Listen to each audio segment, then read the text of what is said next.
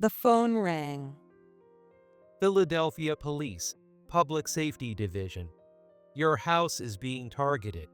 Get out now. Shouted the person on the phone. What? A chill ran down my spine. I'm Patricia, 68 years old. I was widowed 4 years ago. I have a son and a daughter, both with families of their own, so I live alone. Even though I live in a large house, I find myself thinking of my husband, and above all, it's too spacious for one person, making cleaning unused rooms a hassle. Having lived in a single-family home all my life, I couldn't get used to the idea of moving to an apartment, so I sold the house and moved into a cozy rental. I plan to pay the rent with the money from the house sale. The landlord of the rental, who lives next door, is Mary. Mary and I are about the same age and have become good friends, and I think moving here was the right decision. Mary is a lively person who has helped alleviate the loneliness of not having my husband around. Then, one day, a different kind of misfortune, or rather a disaster, struck me. I got up in the morning, had breakfast as usual, and was about to go shopping at the supermarket when I noticed something odd as I was about to get into my car. I felt something odd under my foot. It was a nasty sensation of gravel. On concrete. Gravel? I looked up and was shocked. The passenger side window had been smashed. What? This was an unexpected calamity. I was first surprised by how completely shattered the window glass was. It didn't just crack like a spider web. It really turned into something resembling a mass of sea glass.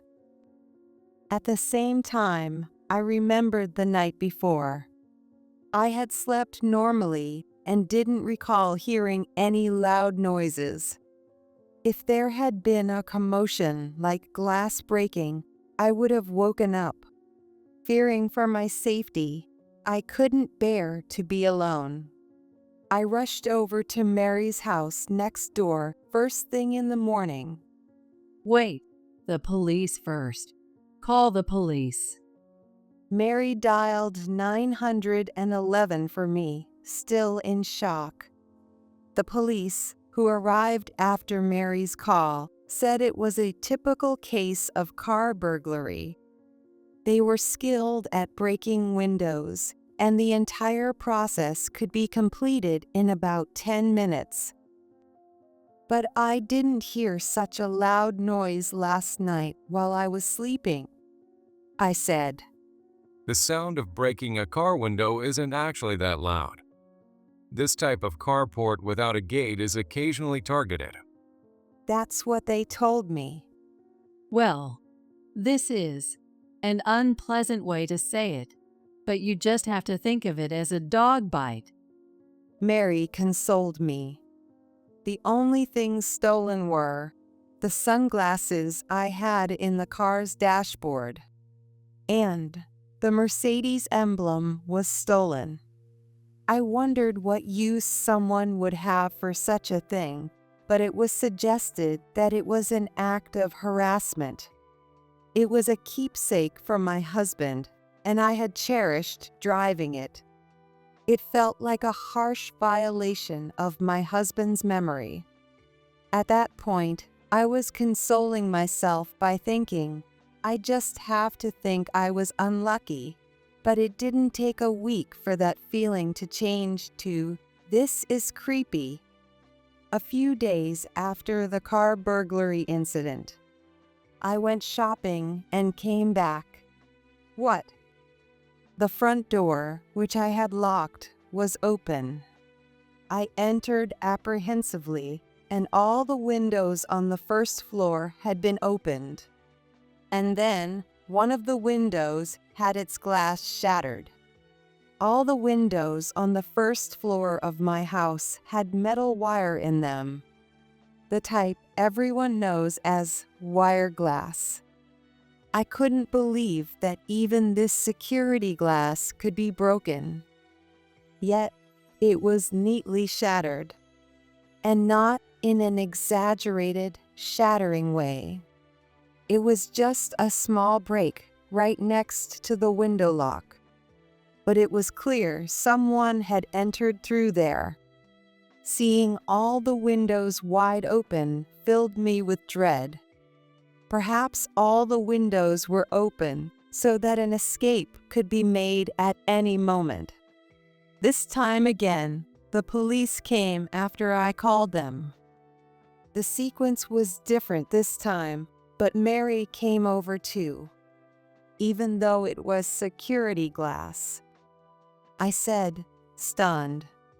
This is actually fire-resistant glass, meant to prevent scattering during a fire, not security glass. The police explained. So that was it. I've learned something new, even at this age.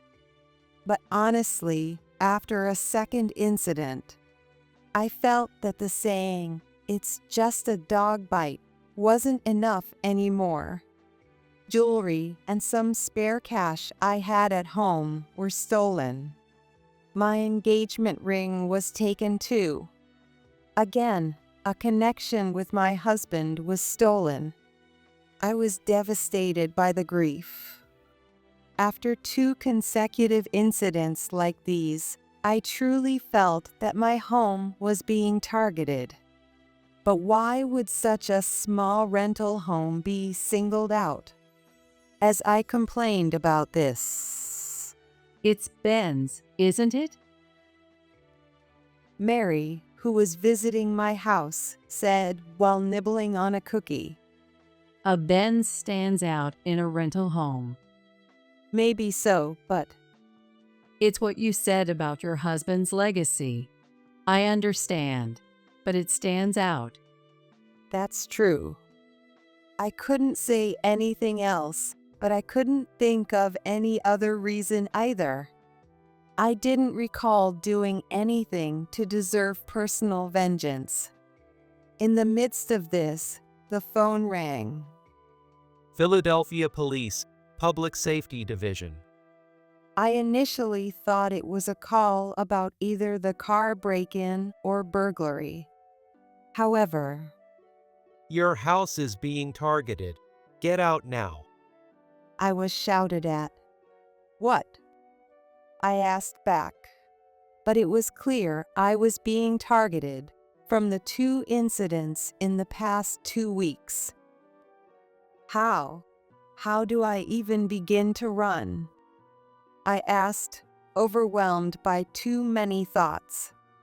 Then, Please stay at a hotel for a couple of days. You're being targeted. I was told, not only your belongings, but even your life itself. A chill ran down my spine. I'm being targeted. I just got a call from the police. I told Mary as I hung up the phone. My mind was already cluttered with the recent car break-in and burglary. Sunglasses taken, money taken. And now, possibly even my life. What should I take with me as I flee? My mind was a blank slate. But then, It's strange for the police to just say, run away, isn't it? Mary began to express her indignation. The police are supposed to shield citizens and protect us. Asking you, Patricia, who hasn't done anything, to flee, that's something I want to bring up with the police. She continued. But for me, there were more pressing concerns than such reasoning or positions. But, it might be my life on the line next time. There might even be a sniper. Indeed, You can only worry about possessions if you're alive. Overwhelmed with fear, I ended up shouting at Mary. Then, Well then, let's prepare something to counter a sniper. she said. I pretended to leave the house. I drove to the local supermarket and parked the car in the parking lot, and then walked back, sneaking into the back door of Mary's house. Nothing has come yet. From Mary's living room, we could see my house. She lowered the lace curtains to make sure the inside wasn't visible from outside, and we kept watching my house. Then a truck appeared. The truck stopped in front of my house.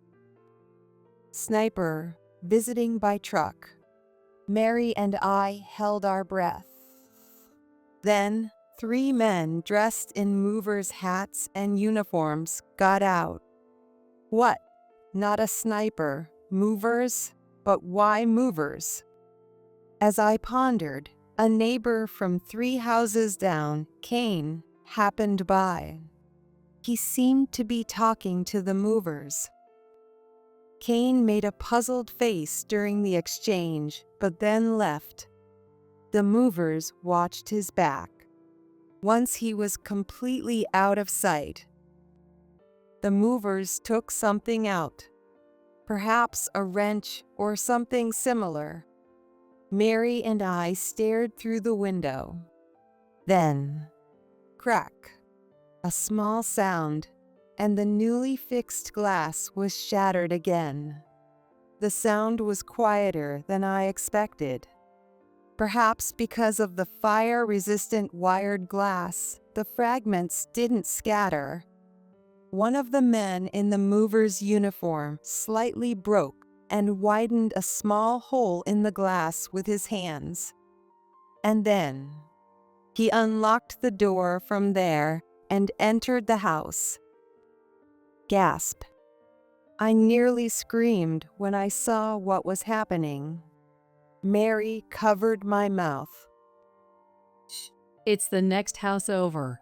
And while they might not hear us, they're dressed like that. It's got to be more than just a burglary. Let's catch them in the act. I watched in tense silence. Within less than 10 minutes, wah! My muffled voice came out as a shock. Unbelievably, the front door was opened, and 3 men carried out a sofa. It was loaded onto the truck. Now, let's go. Mary said, looking back at me. What followed happened in a flash. From the living room window, 3 young men burst out, swiftly subdued the 3 movers in uniforms. Ugh. 2 of them had been carrying a dresser. Burdened with heavy items, they couldn't react quickly to the sudden assault. The third tried to run, but another man, quicker on his feet, easily caught him. Mary stood triumphantly as the 3 movers were pinned down by our 3 men. Let's hear the full story now, shall we? Oh! One of the captives let out a crushed-sounding grunt. It turned out the 3 young men who had sprung into action were teenagers. Actually, they were Mary's 3 grandsons. After receiving the call from the police, Let's go over to my house. Mary had suggested. And that's what we did, but then, Guys, something weirder than a comic book is about to go down. she called out to the back of the living room. The 3 boys, who had been idly scrolling through their phones or reading comics, perked up and eagerly got involved once they heard the story. And so, the dramatic capture unfolded. Don't underestimate the track team. the boy who had thwarted the escape attempt said as he held down one of the men. The boy holding the dresser added, I'm on the boxing team. and laughed. Another boy, also holding the dresser, I'm in the physics club, but and said awkwardly, Hey, capturing them means the physics club is awesome. All that stuff about the laws of force isn't just for show. one joked, exchanging strange compliments. All right, let's hear it. But first, Patricia, go call Kane over as a witness. And call the police again. This is serious. She efficiently directed everyone. Kane's house was just a 30-second walk away. Kane came with a puzzled look. Hey, aren't you Patricia? I heard you were moving today. He said, confused.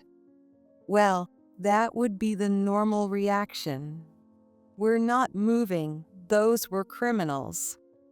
I quickly clarified the misunderstanding about the movers.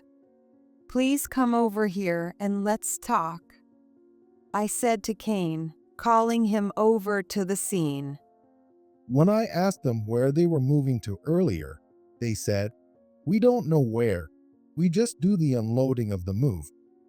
Kane began explaining what he had heard. Mary and I were taken aback. Unloading, huh? That doesn't make sense. How can there be movers who don't even know where they're going? Guys put more force into their grips, pinning the men down more firmly. Just then, the police I had called arrived on the scene. The officers looked surprised by the elaborate setup but asked me to explain what had happened. I was called by the police saying, "This is Philadelphia Police, Public Safety Division, and your house is being targeted. Escape immediately." While at Mary's house next door, we saw the movers arrive. I told them. After hearing this, the police said, This seems to be part of a series of ongoing scams impersonating police. Good thing you caught them in the act. They then handcuffed the three men. How does it feel to be taken down by two old ladies like us? Mary taunted the handcuffed men. The three men looked like they were about to cry. Bold in their crimes, but small in courage when caught. Though they were definitely not escaping now, Mary didn't stop there. It's not just this incident. Do you realize how much fear she has lived in due to the continuous incidents at this house?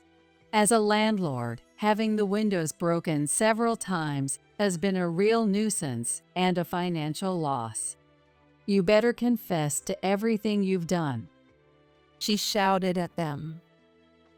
What? We've never been here before.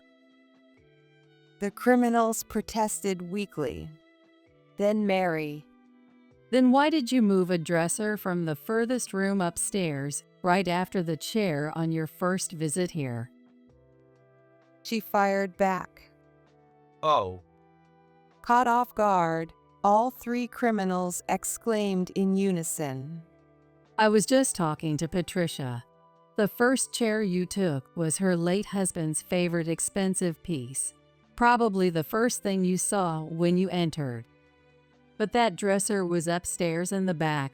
Why go there unless you knew from a previous burglary that there was money there? what? The men were visibly shaken, their voices pitching up. That unnatural precision in what you took. It's clear you've done this before.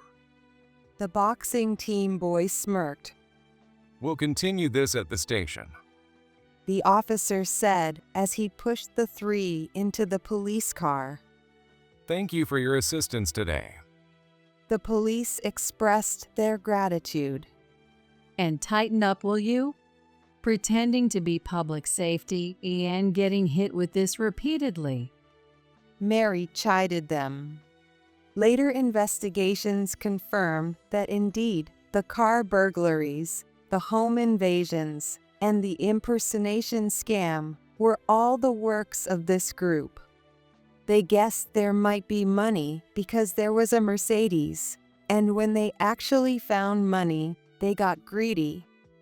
It seems the burglary was committed using my cell phone number, which they noted from the phone book they found in the room during the break-in. Well, the Mercedes brought trouble, but it was your husband's keepsake. Mary sympathized. The gang was involved in multiple burglaries, car thefts, and phone scams leading to burglaries. With a prior record, it looked like prison was unavoidable for them. The three boys were later honored at the police station. Their picture, smiling with peace signs and holding a certificate, made it into the newspaper. They had such bright smiles. I was relieved that neither the chair nor the dresser were taken, so I could say the final incident ended without any damage. Well, at least these scary events have come to an end. That's a silver lining. Let's be content with that. Mary told me. The boys helped put the dresser back in place. It seemed it had been roughly moved, causing the carpet to bunch up, and the dresser next to it was stuck out of place. This dresser is heavy. As I wondered how to smooth out the wrinkles, the boy from the physics club said, It's all about leverage. He inserted a bar and levered the dresser up, allowing us to straighten the carpet. Just then, oops! I noticed a piece of paper stuck between the carpet and the dresser. I picked it up. It was a small, folded piece of paper. Unfolding it revealed Patricia's birthday cake, written in my husband's handwriting as a shopping reminder. Even in a simple note, you can feel the love. Mary said, patting my shoulder. Yes. Finding such a fragment of my late husband's memories in such a place. The physics club is really something, huh? The boys laughed. Thank you. As a treat, let's buy some cake today, I said, wiping tears and smiling as I stood up.